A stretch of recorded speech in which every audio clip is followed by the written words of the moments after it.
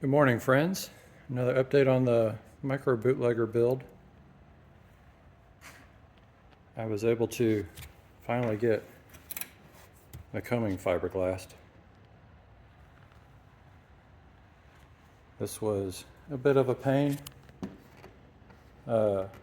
First thing I did was I used some thickened epoxy around the crack down there at the bottom to give it a little bit of more bracing. And then I did one layer of fiberglass up into the bottom of the coaming lip. And then I went back after about an hour and did the second layer, or the second piece of fiberglass, up over the top. I really should have waited longer. The issue I ran into was this first layer of fiberglass wasn't as dry as it really should have been. So as I was pushing this top fiberglass up into the bottom, it was pulling the fiberglass out, and it was a pain. As you can see, I ended up with a little bit of an epoxy run all over, and some places where I have a lot of cleanup to do. This morning I spent about 30 minutes working on smoothing out this whole section, getting rid of all the runs. It's not really necessary for me to do that just yet. I'm probably going to wait until I'm doing the final sanding before I start doing the clear coats to actually sand the rest of the deck. I have a feeling I'm going to have to come back and put in a layer of thinned epoxy at some point. You can just start to see some of the weave right there where I'm working out some runs.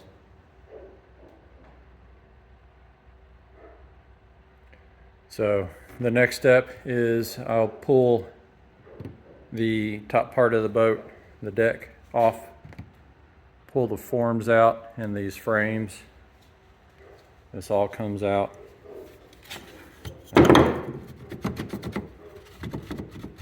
You know, this comes loose, these all come out, and then this all lifts out. And then I'll get the fun task of sanding the inside of the boat and preparing it for fiberglassing.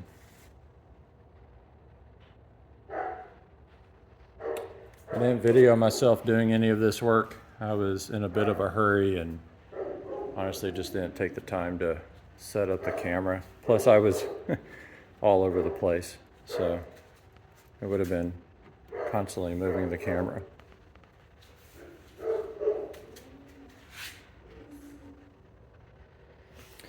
The front of the boat was hard to get into with the brush, so it's not the prettiest, but luckily it's up underneath the lip, and unless you get down and look up at it, you can't really see. So I do have some bubbles. There's a bubble. There's a really bad bubble back here. I didn't notice it till I came in to do my fill coat.